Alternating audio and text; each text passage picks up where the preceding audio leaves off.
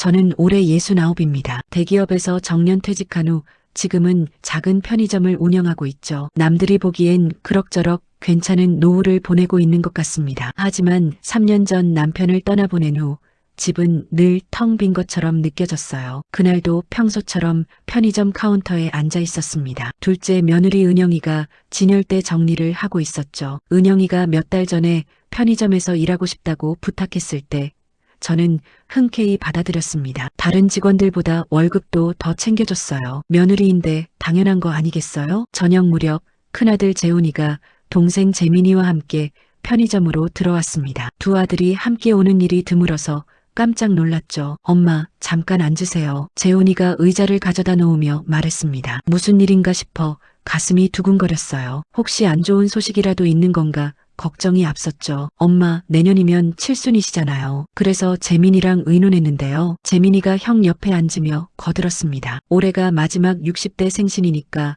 우리 가족 모두 같이 여행 한번 가요. 어때요? 순간 눈앞이 환해지는 것 같았습니다. 남편을 보낸 후 처음으로 온 가족이 함께한다는 말에 가슴이 벅차올랐어요. 며느리들과 손자들까지 7명이 함께하는 여행이라니 정말이니? 그래, 좋지. 어디로 갈 건데? 제 목소리가 떨렸습니다. 재훈이가 휴대폰을 꺼내 보여줬죠. 동남아 쪽으로 생각하고 있어요. 날씨도 따뜻하고 괜찮잖아요. 저는 고개를 끄덕이며 대답했습니다. 그래. 엄마가 항공권이랑 숙소 다 알아볼게. 우리 가족 여행인데 당연히 엄마가 내야지. 재훈이가 손사래를 쳤지만 저는 단호했습니다. 평생 모은 돈 이럴 때 쓰는 거 아니겠어요? 아들들이 돌아간 후 저는 한참 동안 멍하니 앉아 있었습니다. 가슴속에서 뭔가 따뜻한 게 올라왔죠. 그날 밤부터 저는 여행 준비에 푹 빠졌습니다. 항공권을 알아보고 호텔을 예약하고 일정을 짰죠. 큰 며느리 혜진이가 가족 단체 티셔츠를 맞추자고 제안했을 때도 저는 기꺼이 비용을 댔습니다. 7명분 항공권과 숙소비를 결제하면서도 전혀 아깝지 않았어요. 편의점 단골 손님들에게 여행 이야기를 할 때마다 저는 신이 났습니다. 우리 아들들이 말이에요.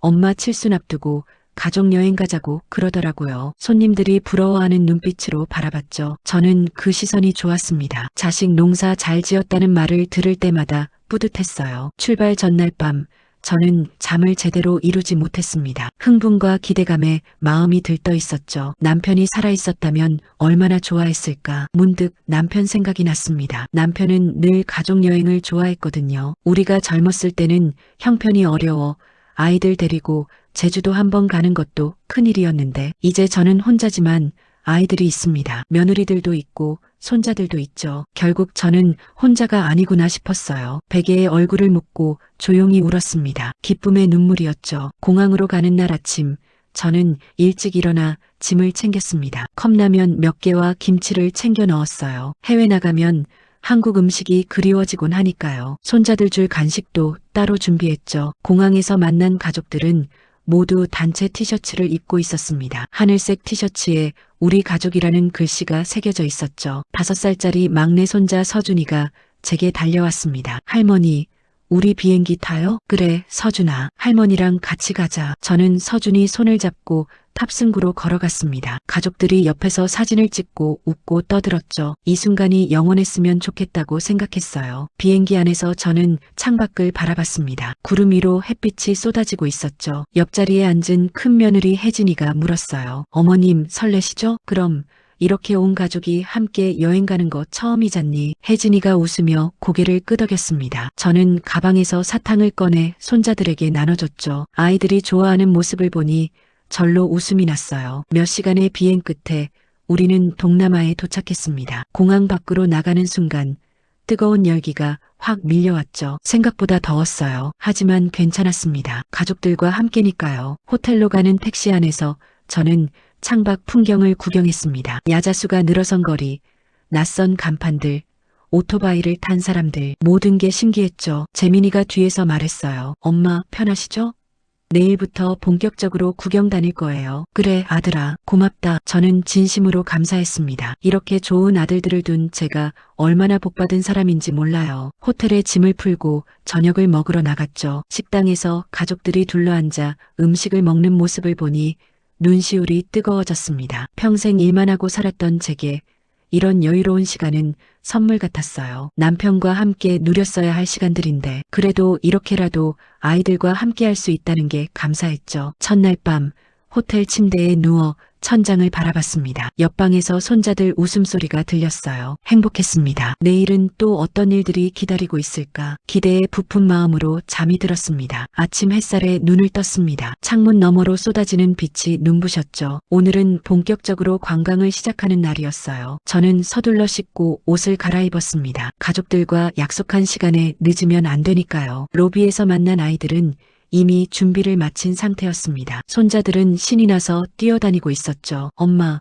오늘 정말 더울 거래요. 물 많이 챙기세요. 재민이가 생수병을 건네며 말했어요. 저는 고맙다고 하며 가방에 넣었습니다. 밖으로 나가니 벌써부터 열기가 느껴졌죠. 체감 온도가 40도가 넘는다고 했어요. 시장 골목을 걷기 시작했습니다. 형형색색의 과일들, 낯선 냄새들, 흥정하는 소리들, 정신없이 쏟아지는 자극들이 재미있었어요. 하지만 걷는 게 생각보다 힘들었습니다. 몇 년 전 다리 수술을 받은 후로 오래 걷는 게 부담스러웠거든요. 땀이 줄줄 흘렀습니다. 저는 잠깐 멈춰서서 손수건으로 땀을 닦았어요. 가방에서 물을 꺼내 한 모금 마셨죠. 숨을 고르는데 뒤에서 재훈이 목소리가 들렸습니다. 엄마, 뒤에 사람도 많은데 왜 자꾸 멈춰요? 그 말에 얼굴이 화끈거렸어요. 뒤돌아보니 관광객들이 저를 피해 지나가고 있었습니다. 미안한 마음에 얼른 걸음을 옮겼죠. 하지만 가슴 한편이 서늘해졌어요. 사람들 앞에서 저렇게 말하다니. 다시 걷기 시작했지만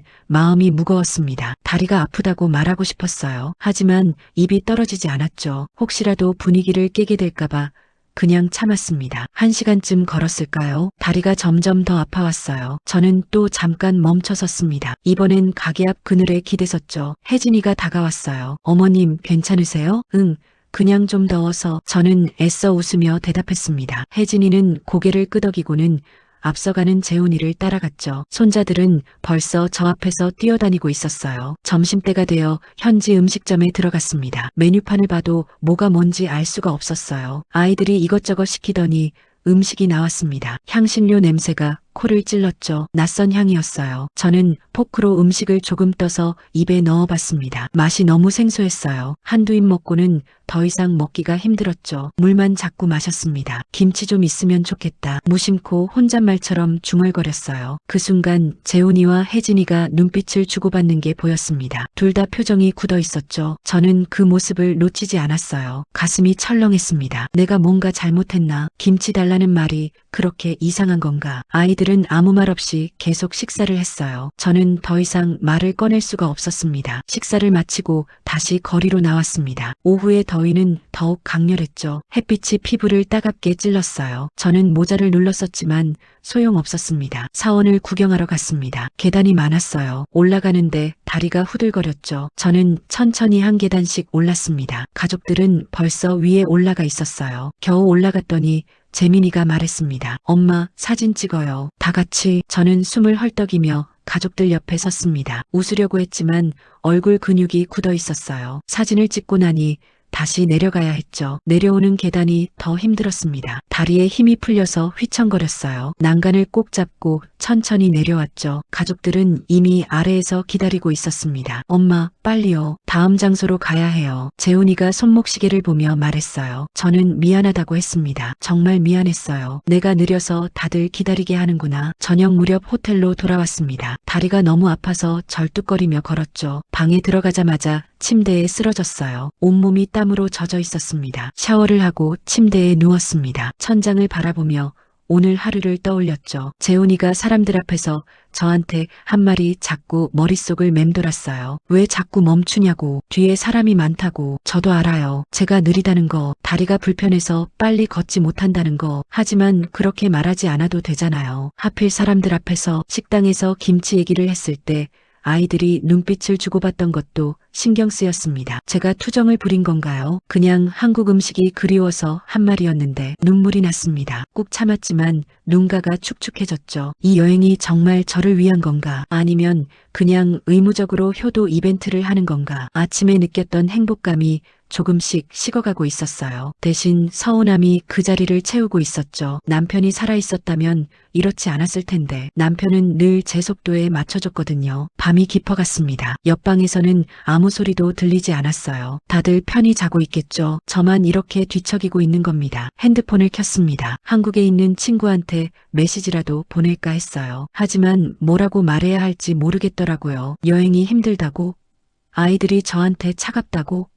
그런 말을 할 수가 없었습니다. 결국 핸드폰을 끄고 다시 누웠습니다. 내일은 나아지겠죠. 오늘은 다들 피곤해서 그런 거예요. 저도 너무 예민하게 받아들인 건지도 몰라요. 하지만 가슴속 한편이 계속 시렸습니다. 서늘한 기운이 가시지 않았죠. 잠이 오지 않았어요. 그렇게 밤을 꼬박 새웠습니다. 아침이 밝았습니다. 눈을 뜨니 몸이 천근만근이었어요. 밤새 제대로 자지 못해서 머리가 무거웠죠. 거울을 보니 눈가가 퉁퉁 부어 있었습니다. 찬물로 얼굴을 씻으며 마음을 다잡았어요. 오늘은 괜찮을 거라고 스스로를 달랬죠. 로비로 내려가니 가족들이 모여 있었습니다. 재훈이가 저를 보더니 다가왔어요. 엄마, 어제 많이 힘드셨죠? 아니, 괜찮아. 저는 손을 저으며 대답했습니다. 재훈이가 재민이를 쳐다봤어요. 둘이 또 무슨 눈빛을 주고받더니 재훈이가 말을 꺼냈죠. 어제도 무리하시지 않았어요? 오늘은 시원한 호텔방에서 좀 쉬세요. 귀를 의심했습니다. 호텔에서 쉬라고요? 저를 두고 나가겠다는 얘기인가요? 무슨 소리야? 나 괜찮다니까. 나도 구경하러 갈 거야. 제 목소리가 조금 떨렸어요. 재민이가 끼어들었습니다. 엄마, 오늘 일정이 좀 빡빡해요. 걷는 것도 많고요. 어제 보니까 많이 힘들어 하셨잖아요. 나 억수로 쌩쌩하다. 이 선풍기도 있으니까 걱정하지 말라. 저는 방안 선풍기를 가리키며 말했습니다. 진짜로 괜찮다고 어필하고 싶었죠. 그런데 은영이가 한마디 거들었어요. 어머님, 오늘 체감 온도가 43도가 넘는데요. 나갔다가 쓰러지시면 어떡해요. 혜진이도 고개를 끄덕이며 맞장구를 쳤습니다. 다들 한마음인 것 같았어요. 저를 호텔에 두고 가려는 거죠. 애들도 있고 저희끼리 다니는 게 편할 것 같아요. 어머님은 푹 쉬세요. 혜진이의 말에 가슴이 철렁 내려앉았습니다. 편하다고요? 제가 불편하다는 말인가요? 입술을 깨물었어요. 뭐라고 대꾸해야 할지 몰랐습니다. 그럼 점심때쯤 올게요. 걱정 마세요. 재민이가 제 어깨를 두드리고는 돌아섰어요. 아이들은 그렇게 우르르 나가버렸습니다. 로비에 혼자 남은 저는 멍하니 서 있었죠. 엘리베이터를 타고 방으로 올라갔습니다. 문을 열고 들어서니 텅 빈 방이 더 쓸쓸하게 느껴졌어요. 침대에 털썩 주저앉았습니다. 창밖을 바라봤죠. 맑은 하늘이 보였어요. 저 밖에선 가족들이 웃으며 구경하고 있겠죠. 시간이 천천히 흘렀습니다. TV를 켜봤지만 무슨 말인지 알 수가 없었어요. 핸드폰을 만지작거리다가 놓았습니다. 할 게 없었죠. 배가 고파졌습니다. 시계를 보니 점심시간이 훌쩍 지났어요. 가방에서 한국에서 가져온 컵라면을 꺼냈습니다. 욕실에서 물을 받아 끓였죠. 라면 특유의 냄새가 방 안에 퍼졌어요. 창가에 앉아 라면을 먹었습니다. 창밖으론 야자수가 보이고 사람들이 걸어다니고 차들이 지나갔죠. 저는 여기 호텔방에서 혼자 컵라면을 먹고 있었어요. 칠순을 앞둔 생일 여행에서 말입니다. 눈물이 주르륵 흘렀습니다. 라면 국물에 눈물이 떨어졌죠. 처량했어요. 정말 처량했습니다. 항공권도 제가 냈고 숙소비도 제가 냈는데 이렇게 혼자 남겨지다니. 2시간이 지났습니다. 핸드폰을 확인했어요. 아무 연락이 없었죠. 메시지를 보냈습니다. 재훈이한테, 재민이한테 답장이 없었어요. 읽음 표시도 뜨지 않았습니다. 3시간째였습니다. 답답한 마음에 견딜 수가 없었어요. 그냥 호텔 로비라도 내려가서 앉아 있을까 싶었죠. 가방을 챙겨 들고 문을 열고 나왔습니다. 복도를 지나 엘리베이터를 탔어요. 로비로 내려가는데 문득 깨달았습니다. 카드키를 방에 두고 나온 거예요. 손에 들고 있던 건 가방뿐이었죠. 로비에서 엘리베이터 문이 열렸습니다. 다시 올라가야 하나. 하지만 카드키가 없으면 방문을 열 수 없잖아요. 프런트에 가서 말해야겠다고 생각했습니다. 카운터로 갔습니다. 직원이 웃으며 뭐라고 물었어요. 영어로 설명하려고 했지만 말이 잘 나오지 않았죠. 룸, 키, 인사이드. 제가 할 수 있는 건 그 정도였습니다. 직원이 고개를 갸우뚱했어요. 제 말을 이해하지 못하는 것 같았죠. 답답했습니다. 패밀리, 아웃, 키, 인사이드 룸. 다시 설명했지만 직원은 계속 알아듣지 못했어요. 다른 직원을 불렀습니다. 둘이서 뭐라 얘기하더니 저한테 물었죠. 하지만 저는 그 말을 알아들을 수 없었어요. 결국 포기했습니다. 로비 소파에 앉았죠. 가족들이 올 때까지 기다리는 수밖에 없었어요. 시계를 봤습니다. 오후 3시였죠. 1시간이 지났습니다. 2시간이 지났어요. 로비 소파에 앉아 사람들이 오가는 걸 바라봤습니다. 가족 단위 여행객들이 웃으며 지나갔죠. 저는 혼자 앉아 있었어요. 핸드폰을 또 확인했습니다. 여전히 답장이 없었어요. 전화를 걸어봤죠. 연결음만 울리다가 끊겼습니다. 재훈이한테도 재민이한테도 전화했어요. 둘 다 받지 않았죠. 해가 기울기 시작했습니다. 로비 창문 너머로 노을이 보였어요. 아름다운 풍경이었죠. 하지만 제 마음은 노을처럼 타들어가고 있었습니다. 6시가 넘었습니다. 배가 고팠어요. 아침에 조금 먹은 게 전부였고 점심은 컵라면이었으니까요. 하지만 방에 들어갈 수 없으니 먹을 수도 없었죠. 저는 로비 구석 소파로 자리를 옮겼습니다. 사람들 눈에 덜 띄는 곳이었어요. 가방을 무릎에 올려놓고 고개를 숙였죠. 눈물이 또 났습니다. 애들이 어떻게 나한테 이럴 수 있나. 점심때 온다고 해놓고 연락도 없이 말이에요. 전화도 안 받고 메시지도 읽지 않고. 저는 지금 호텔 로비에서 종일 기다리고 있는데 7시가 넘어서야 로비 입구가 시끄러워졌습니다. 고개를 들어보니 손자들 목소리였어요. 가족들이 돌아온 거죠. 저는 벌떡 일어났습니다. 엄마, 여기 왜 계세요? 재훈이가 놀란 표정으로 물었어요. 저는 떨리는 목소리로 대답했습니다. 카드키를 방에 두고 나왔어. 아침부터 여기 앉아 있었다. 전화하시지 그러셨어요. 재민이가 말했죠. 저는 핸드폰을 꺼내 보여줬습니다. 했어. 몇 번이나 했어. 너희가 안 받았잖아. 재민이가 핸드폰을 확인하더니 미안하다고 했어요. 신호가 안 좋았나 보다고요. 하지만 저는 믿을 수가 없었습니다. 하루 종일 신호가 안 좋았다고요? 방으로 올라갔습니다. 문을 여는 순간 눈물이 왈칵 쏟아졌어요. 방 안으로 들어서자 참았던 감정이 터져나왔습니다. 눈물이 주르륵 흘러내렸죠. 재훈이와 재민이가 당황한 표정으로 저를 바라봤어요. 엄마, 왜 그러세요? 재훈이가 다가왔지만 저는 손을 내저었습니다. 말을 하려니까 목이 메었어요. 침대에 주저앉았죠. 애들이 어떻게 엄마한테 이럴 수 있나. 겨우 그 말을 꺼냈습니다. 목소리가 떨렸어요. 재민이가 물 한 잔을 가져다 줬지만 마실 수가 없었죠. 점심때 온다고 해놓고 연락도 없이 전화도 안 받고 나 종일 로비에서 기다렸어. 말하면서 또 눈물이 났습니다. 손등으로 눈물을 닦았지만 계속 흘렀어요. 혜진이가 방으로 들어왔죠. 어머님, 저희가 잘못했어요. 정말 신호가 안 잡혀서. 신호가 하루 종일 안 잡혀?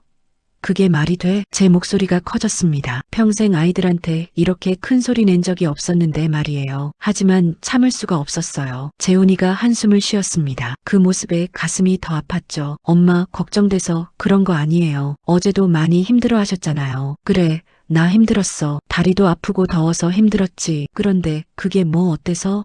내가 돈 다 내고 온 여행인데 나도 구경할 권리가 있는 거 아니야? 말을 하다 보니 억울함이 밀려왔습니다. 항공권도 제가 냈고 숙소도 제가 냈어요. 단체 티셔츠도 제 돈으로 만들었죠. 그런데 저만 호텔에 남겨놓고 가다니. 은영이가 거실로 들어왔습니다. 상황을 파악한 듯 조심스럽게 말했어요. 어머님, 저희 잘못이에요. 그런데 솔직히 말씀드리면. 은영이가 말을 멈췄습니다. 혜진이가 은영이를 쳐다봤죠. 둘 사이에 무슨 교감이 오가는 것 같았어요. 애들도 있는데 어머님까지 챙기려고 하면 너무 힘들어요. 신경 쓸 게 너무 많거든요. 혜진이가 조심스럽게 말했습니다. 그 말을 듣는 순간 머리가 하얘졌어요. 제가 짐이라는 얘기네요. 방해물이라는 거죠. 그래, 내가 짐이지. 늙은이가 따라다니니까 불편하겠지. 제 목소리가 떨렸습니다. 재훈이가 황급히 말을 가로막았어요. 엄마, 그런 뜻이 아니에요. 그럼 무슨 뜻이야? 나 혼자 호텔에 처박아 놓고 연락도 안 하고 이게 대접이야? 저는 일어섰습니다. 가방을 집어들었죠. 옷가지들을 꺼내 바닥에 내던졌어요. 나 그냥 서울 갈 테니까 비행기 좀 끊어줘. 재민이가 놀라서 소리쳤습니다. 엄마, 진정하세요. 진정해? 어떻게 진정을 해? 그리고 내가 낸 비행기 값, 숙소비 다 돌려달라. 제 목소리가 복도까지 울렸을 거예요. 하지만 신경 쓰지 않았습니다. 억울하고 분했거든요. 재훈이와 재민이가 서로 눈빛을 주고받았습니다. 재훈이가 한 걸음 다가왔어요. 엄마, 죄송해요. 정말 죄송합니다. 재훈이의 목소리가 가라앉았습니다. 진심으로 미안해하는 것 같았죠. 재민이도 고개를 숙였어요. 저희가 생각이 짧았어요. 내일부터는 다시 같이 다녀요. 엄마 속도에 맞춰서 천천히 다닐게요. 혜진이도 다가와 제 손을 잡았습니다. 어머님, 진심으로 사과드려요. 저희가 너무했어요. 은영이도 고개를 숙이며 미안하다고 했죠. 아이들이 다들 사과하는 모습을 보니 마음이 조금 누그러졌어요. 하지만 가슴속 응어리는 쉽게 풀리지 않았습니다. 저는 침대에 다시 앉았습니다. 한숨을 길게 내쉬었죠. 아이들도 방 안에 서 있었어요. 어색한 침묵이 흘렀습니다. 배고프시죠? 저녁 드시러 나가요. 재민이가 조심스럽게 물었습니다. 저는 고개를 저었어요. 너희끼리 가. 나는 여기서 쉴게. 엄마, 같이 가요. 맛있는 거 사드릴게요. 재훈이가 말했지만 저는 완고했습니다. 지금 누구랑 얼굴 보고 밥을 먹고 싶지 않았거든요. 결국 아이들만 나갔습니다. 방에 혼자 남은 저는 창밖을 바라봤어요. 도시의 불빛들이 하나둘 켜지고 있었죠. 참 예쁜 풍경이었습니다. 하지만 전혀 아름답게 느껴지지 않았어요. 핸드폰을 꺼내 들었습니다. 사진첩을 열어봤죠. 어제 공항에서 찍은 가족 사진이 있었어요. 모두 웃고 있었습니다. 저도 활짝 웃고 있었죠. 그때만 해도 행복했는데 이틀 만에 이렇게 변할 줄 누가 알았겠어요. 가족여행이 악몽이 될 줄은 몰랐습니다. 서랍을 열었습니다. 안에 남은 컵라면이 하나 있었어요. 그걸 꺼내 물을 부었죠. 두 번째 컵라면이었습니다. 호텔방에서 혼자 먹는 두 번째 컵라면. 라면을 먹으며 눈물이 또 났습니다. 3년 전 남편을 잃었을 때보다 더 큰 상실감이 밀려왔어요. 남편을 잃은 건 어쩔 수 없는 일이었죠. 하지만 지금 이 상황은 다릅니다. 제 자식들이 저한테 이러는 거예요. 평생 아이들을 위해 살았습니다. 남편이랑 둘이서 악착같이 돈 벌어서 애들 대학 보냈어요. 결혼할 때도 웬만한 건 다 해줬죠. 손자들 태어나면 용돈도 챙겨주고 명절 때마다 선물도 챙겼습니다. 편의점 일도 힘들지만 계속하는 이유가 뭐겠어요. 아이들한테 부담 주기 싫어서였죠. 제 노후는 제가 책임지고 싶었어요. 그래서 악착같이 일했습니다. 그런데 이게 뭡니까? 여행 비용 다 내고 왔더니 짐 취급을 받네요. 불편하다고, 신경 쓸 게 많다고. 그 말이 칼처럼 가슴을 찔렀습니다. 라면 국물을 다 마셨습니다. 컵을 쓰레기통에 던져 넣었죠. 화장실에 가서 얼굴을 씻었어요. 거울 속 제 모습이 처량해 보였습니다. 1시간쯤 지났을까요? 문 두드리는 소리가 났습니다. 문을 열었더니 재훈이가 비닐봉지를 들고 서 있었어요. 엄마, 이거라도 드세요. 과일이랑 빵 사왔어요. 저는 받지 않았습니다. 재훈이가 탁자 위에 봉지를 놓고 나갔죠. 봉지를 열어봤습니다. 과일과 빵, 그리고 물이 들어 있었어요. 배는 고팠지만 먹고 싶지 않았습니다. 그냥 침대에 누웠죠. 천장을 바라보며 생각했습니다. 남은 여행 일정을 어떻게 버텨야 하나. 아직 사흘이나 남았는데 진짜 비행기 끊고 먼저 갈까? 하지만 그것도 자존심 상하는 일이었어요. 결국 잠을 청했습니다. 하지만 쉽게 잠들 수 없었죠. 뒤척이다가 겨우 눈을 붙였어요. 꿈속에서도 아이들이 나왔습니다. 저를 두고 어딘가로 가버리는 꿈이었죠. 아침에 눈을 떴을 때 몸이 무거웠습니다. 어젯밤 울고 떠들었던 일이 꿈만 같았어요. 하지만 퉁퉁 부은 눈과 쓰린 목이 현실을 말해주고 있었죠. 노크 소리가 들렸습니다. 재민이 목소리였어요. 엄마, 아침 먹으러 가요. 같이 가요. 저는 대답하지 않았습니다. 한참 후에야 일어나서 문을 열었죠. 재민이가 미안한 표정으로 서 있었어요. 엄마, 오늘은 정말 천천히 다닐게요. 약속해요. 저는 고개만 끄덕였습니다. 말을 하고 싶지 않았거든요. 씻고 옷을 갈아입고 로비로 내려갔어요. 가족들이 다 모여 있었습니다. 손자들이 제게 달려왔죠. 할머니, 오늘 어디 가요? 할머니도 잘 모르겠네. 손자 서준이 손을 잡고 식당으로 갔습니다. 아침을 먹는 내내 어색한 공기가 흘렀어요. 아이들도 조심스러워하는 게 느껴졌죠. 엄마, 오늘은 자연공원 가요. 경치 좋대요. 재훈이가 말했습니다. 저는 그러라고 했어요. 별 기대는 하지 않았지만요. 버스를 타고 한참을 갔습니다. 창밖으로 울창한 숲이 펼쳐졌어요. 나쁘지 않은 풍경이었죠. 공원 입구에 도착했습니다. 여기서부터 트레킹 코스예요. 경치가 정말 예쁘대요. 은영이가 신나서 말했습니다. 저는 안내판을 봤어요. 생각보다 경사가 심해 보였죠. 걷기 시작했습니다. 처음엔 평평한 길이었어요. 그런데 10분쯤 지나니 오르막이 나왔습니다. 경사가 제법 있었죠. 다리가 금방 아파왔습니다. 숨도 차기 시작했어요. 저는 천천히 한 걸음씩 걸었죠. 가족들은 앞서가고 있었습니다. 엄마, 괜찮으세요? 재민이가 뒤돌아보며 물었어요. 저는 괜찮다고 손짓했습니다. 민폐 끼치기 싫었거든요. 하지만 점점 더 힘들어졌습니다. 등산 수준의 가파른 길이었어요. 다리가 후들거렸죠. 땀이 비 오듯 흘렀습니다. 어머님, 잠깐 쉬실래요? 혜진이가 물었지만 저는 고개를 저었어요. 쉬자고 하면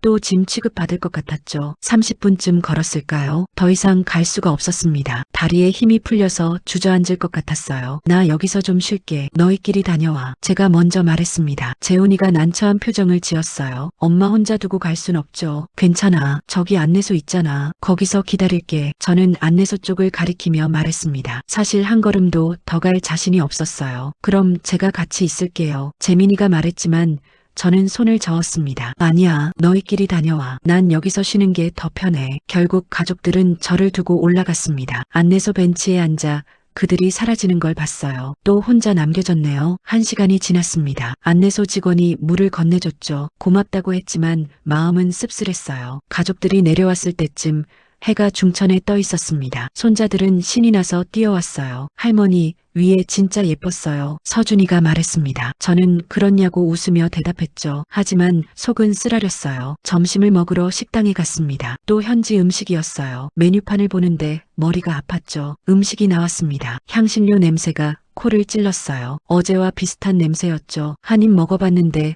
도저히 못 먹겠더라고요. 김치 있으면 좀 달라고 해줄래? 저는 재훈이에게 부탁했습니다. 재훈이 표정이 굳어졌어요. 엄마, 내가 힘들 거라고 하지 않았어요? 그 말에 가슴이 철렁했습니다. 힘들다고요?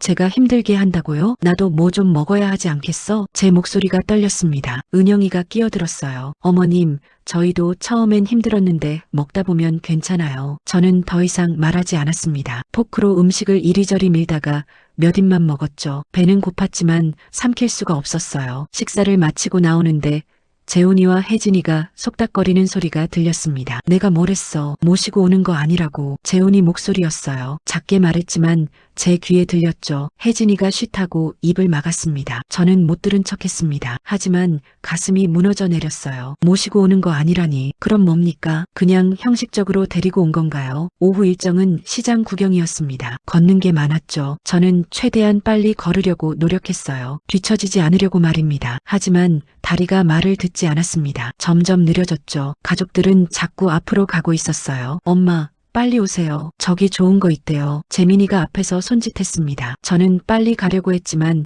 다리가 아파서 절뚝거렸어요. 가게 앞에 도착했을 땐 이미 가족들이 구경을 다 끝낸 후였습니다. 혜진이가 손목시계를 보더니 말했어요. 다음 장소로 가야 해요. 시간이 없어요. 저는 숨도 제대로 못 쉬고 있었는데 말이죠. 그냥 따라갈 수밖에 없었습니다. 저녁때가 되어 호텔로 돌아왔습니다. 방에 들어가자마자 침대에 쓰러졌어요. 온몸이 비명을 지르는 것 같았죠. 샤워를 하고 나왔는데 은영이가 문을 두드렸습니다. 어머님, 저녁 드시러 가실래요? 너희끼리 가. 나 피곤해. 정 힘드시면 내일은 오전 일정까지만 가고 오후엔 호텔에서 쉬세요. 은영이 말에 울컥했습니다. 또 호텔에 두고 가겠다는 얘기네요. 알았어. 그렇게 할게. 저는 문을 닫아버렸습니다. 침대에 앉아 핸드폰을 켰죠. 인터넷 검색창에 재산 기부 방법이라고 쳤어요. 여러 사이트가 떴습니다. 클릭해서 읽어봤죠. 사회복지시설에 기부하는 방법, 장학재단 만드는 방법 하나하나 읽어내려갔어요. 가족에 대한 오만 정이 다 떨어진 것 같았습니다. 제 명의로 된 집과 땅을 자녀에게 물려주기 싫었어요. 이렇게 저를 대하는데 왜 재산을 물려줘야 합니까? 1시간 동안 검색했습니다. 메모장에 중요한 내용들을 적어뒀죠. 돌아가면 변호사 사무실부터 찾아가야겠다고 생각했어요. 배가 고팠지만 참았습니다. 남은 과일을 조금 먹었죠. 창밖을 바라봤어요. 반짝이는 도시, 불빛이 보였습니다. 칠순을 앞둔 생일 여행이 이렇게 악몽이 될 줄 몰랐어요. 행복할 거라고 기대했는데, 가족들과 좋은 추억을 만들 거라고 생각했는데 눈물이 났습니다. 하지만 이번엔 소리내서 울지 않았어요. 그냥 조용히 눈물만 흘렸죠. 내일이면 여행이 끝납니다. 하루만 더 버티면 돼요. 비행기 안에서 저는 창밖만 바라봤습니다. 구름이 흘러가고 있었죠. 마지막 날 오전 일정을 마치고 공항으로 향했을 때 저는 안도했어요. 드디어 집으로 가는구나. 가족들은 여행이 재미있었다며 떠들었습니다. 손자들은 또 오고 싶다고 했죠. 저만 입을 다물고 있었어요. 재미있었던 게 하나도 없었거든요. 인천공항에 도착했습니다. 짐을 찾아 나오는데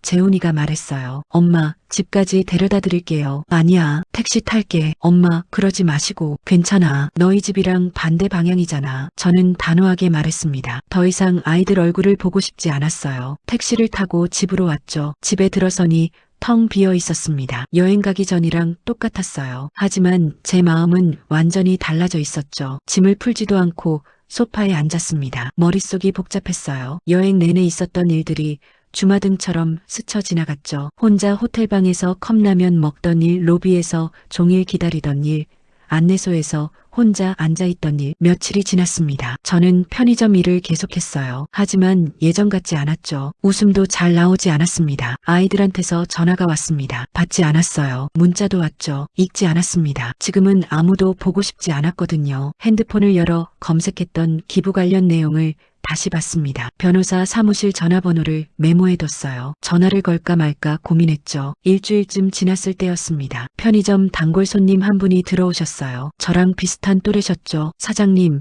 여행 다녀오셨다며요? 어떠셨어요? 저는 괜찮았다고 대답했습니다. 그분이 계속 물어보셨어요. 아드님들이랑 같이 가셨죠?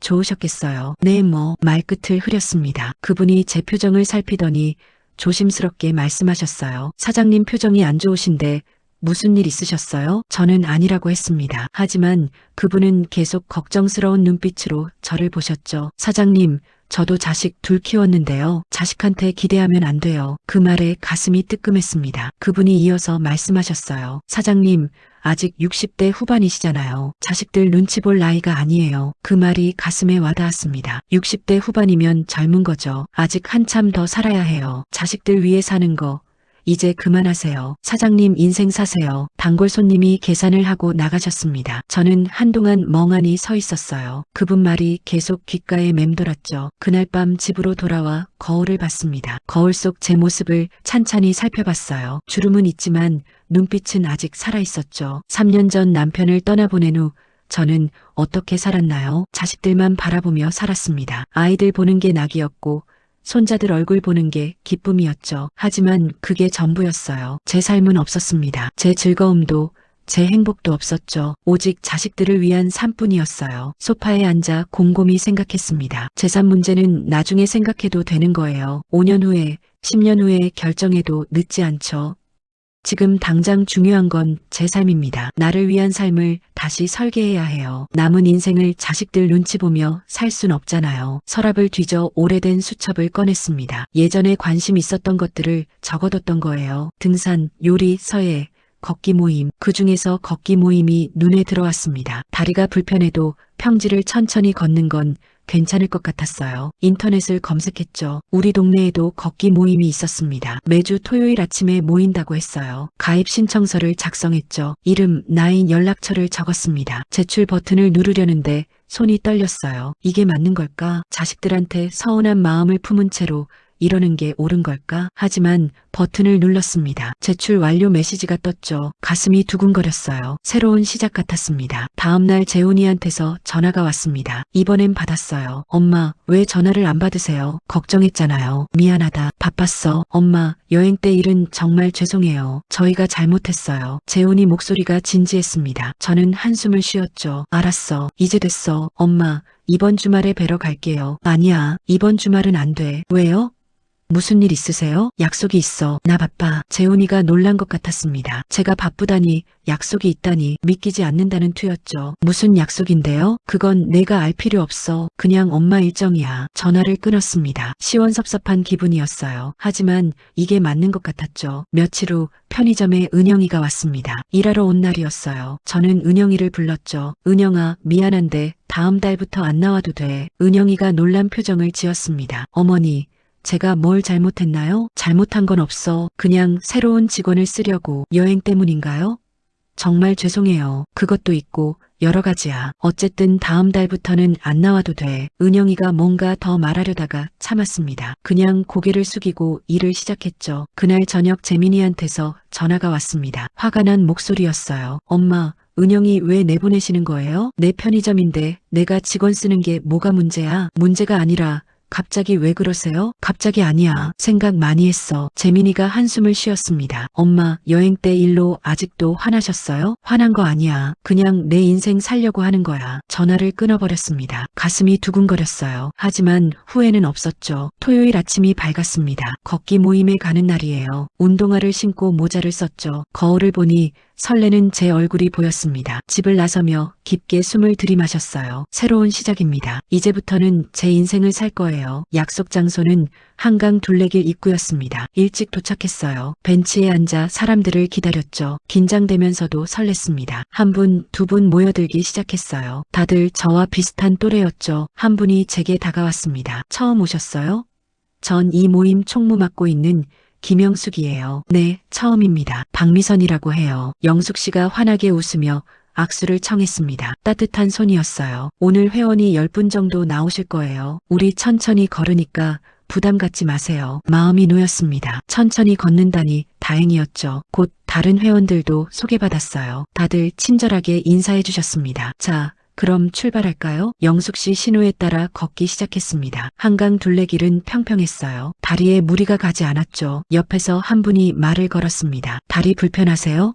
천천히 가시네요. 네, 몇 년 전에 수술 받아서요. 아이고, 저도 무릎이 안 좋아요. 같이 천천히 걸어요. 그분이 제 속도에 맞춰주셨습니다. 앞서 가던 사람들도 저를 기다려줬어요. 아무도 빨리 가라고 재촉하지 않았죠. 바람이 기분 좋게 불었습니다. 강물이 반짝였어요. 오랜만에 마음이 편안해졌죠. 동남아 여행 때와는 완전히 달랐습니다. 1시간쯤 걸었을까요? 휴게소에 도착했어요. 다들 배낭에서 도시락을 꺼냈죠. 저도 간단히 김밥을 싸왔습니다. 미선 씨, 여기 앉아요. 영숙 씨가 자리를 만들어줬습니다. 옆에 앉으니 다른 분이 반찬통을 열었어요. 이거 제가 담갔어요. 맛 좀 보세요. 김치였습니다. 빨갛고 잘 익은 김치. 한 젓가락 집어 먹었죠. 눈시울이 뜨거워졌어요. 맛있네요. 그래요?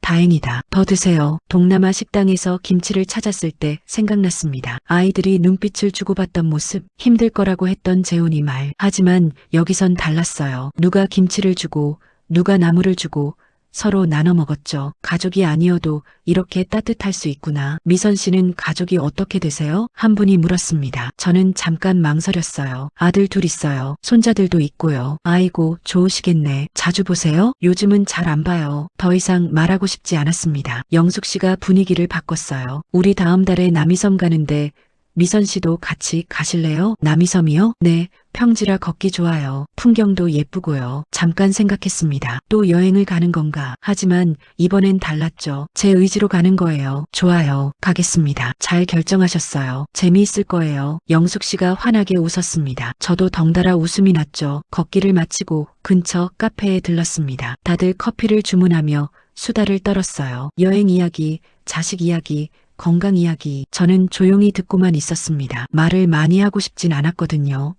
하지만 편안했어요. 이 사람들과 함께 있는 게 좋았죠. 카페를 나올 때쯤 핸드폰이 울렸습니다. 재훈이었어요. 전화를 보고 있는데 영숙 씨가 물었죠. 안 받으세요? 나중에 할게요. 전화를 꺼버렸습니다. 지금 이 순간을 아이들한테 방해받고 싶지 않았어요. 집으로 돌아오는 길 발걸음이 가벼웠습니다. 오랜만에 제대로 웃었어요. 제대로 숨 쉬었죠. 집에 도착해 신발을 벗는데 문자가 왔습니다. 재훈이었어요. 읽어봤죠. 엄마, 전화 좀 받으세요. 은영이 일도 그렇고 얘기 좀 해요. 저는 답장하지 않았습니다. 핸드폰을 내려놓고 샤워를 했어요. 거울을 보니 얼굴이 환해져 있었죠. 며칠 후 편의점에 재훈이가 왔습니다. 퇴근 시간 즈음이었어요. 엄마, 은영이 일은 다시 생각해주세요. 안 돼. 이미 새 직원 뽑았어. 엄마가 왜 이러세요? 여행 때 일로 아직도 화나셨어요? 저는 정리하던 손을 멈췄습니다. 재훈이를 똑바로 봤죠. 화난 거 아니야. 그냥 내 선택이야. 무슨 선택이요? 나를 위한 선택. 이제부터 난 내 인생을 살 거야. 재훈이가 어이없다는 표정을 지었습니다. 엄마, 무슨 말씀을 그렇게 하세요? 재훈아, 난 아직 젊어. 칠순도 안 됐어. 앞으로 한 20년은 더 살 거야. 제 목소리가 단호했습니다. 재훈이가 말문이 막힌 듯 멈칫했죠. 그 20년을 너희 눈치 보며 살 순 없어. 내가 낸 여행비 아깝다고 생각 안 해. 그 돈으로 값진 걸 배웠으니까. 엄마, 재산 얘기는 나중에 하자. 5년 후에, 10년 후에, 지금은 내 얘기하기 싫어. 재훈이가 한참 저를 바라보다가 나갔습니다. 뒷모습이 서운해 보였지만 저는 흔들리지 않았어요. 다음 주 토요일 또 걷기 모임에 나갔습니다. 이번엔 좀 더 여유로웠어요. 회원들과 자연스럽게 대화도 나눴죠. 미선 씨, 표정이 훨씬 밝아지셨네요. 영숙 씨가 말했습니다. 저는 웃으며 대답했어요. 그런가요? 기분이 좋아서 그런가 봐요. 우리랑 걷는 게 즐거우세요? 네, 정말 즐거워요. 진심이었습니다. 이 사람들과 함께 걷는 게, 이야기 나누는 게 즐거웠어요. 제 속도에 맞춰주는 게, 김치를 나눠주는 게, 웃으며 기다려주는 게 고마웠죠. 한 달이 지났습니다. 남이섬 가는 날이었어요. 아침 일찍 버스에 올랐죠. 회원들이 간식을 나눠줬습니다. 남이섬에 도착했습니다. 메타세쿼이아 길이 아름다웠어요. 평평한 길을 천천히 걸으며 나무를 구경했죠. 미선 씨, 사진 찍어드릴까요? 한 분이 제안했습니다. 저는 고맙다고 하며 나무 앞에 섰어요. 카메라를 보며 웃었죠. 사진을 확인해 보니 제 얼굴이 환하게 웃고 있었습니다. 동남아 여행 때 찍었던 사진과는 완전히 달랐어요. 그때는 억지로 웃었는데 지금은 진짜 웃고 있었죠. 점심을 먹고 섬을 한 바퀴 돌았습니다. 다리가 아프긴 했지만 행복했어요. 아무도 빨리 가라고 재촉하지 않았고 아무도 짐이라고 하지 않았으니까요. 집으로 돌아오는 버스 안에서 창밖을 바라봤습니다. 석양이 지고 있었어요. 아름다운 풍경이었죠. 핸드폰을 켰습니다. 재민이한테서 부재중 전화가 와 있었어요. 하지만 바로 전화하지 않았습니다. 내일 하면 되죠. 집에 도착해 오늘 찍은 사진들을 봤습니다. 웃고 있는 제 모습, 나무 아래 서 있는 모습, 회원들과 함께 찍은 단체 사진. 그 사진들을 보며 생각했습니다. 칠수는 끝이 아니구나. 새로운 시작이구나. 서랍을 열어 메모해뒀던 변호사 사무실 전화번호를 봤습니다. 잠깐 망설이다가 종이를 찢어버렸어요. 재산 얘기는 나중에 해도 돼요. 지금은 아니죠. 침대에 누워 천장을 바라봤습니다. 마음이 평온했어요. 여행에서 돌아온 후 처음으로 편히 잠들 수 있을 것 같았죠. 내일은 또 어떤 일이 기다리고 있을까요? 걷기 모임 사람들과 어디를 갈까요? 어떤 새로운 사람들을 만날까요? 기대가 됐습니다. 제 인생이 이제 시작인 것 같았어요. 69. 아직 절죠. 앞으로 할 일이 많습니다. 눈을 감았습니다. 입가에 미소가 번졌어요. 오랜만에 행복한 잠이 될 것 같았습니다. 오늘 이야기 어떠셨나요? 이 사연이 재미있으셨다면 좋아요와 구독 부탁드리고 화면에 보이시는 다른 영상도 함께 시청해 보세요. 다음에도 좋은 이야기로 찾아뵙겠습니다. 감사합니다.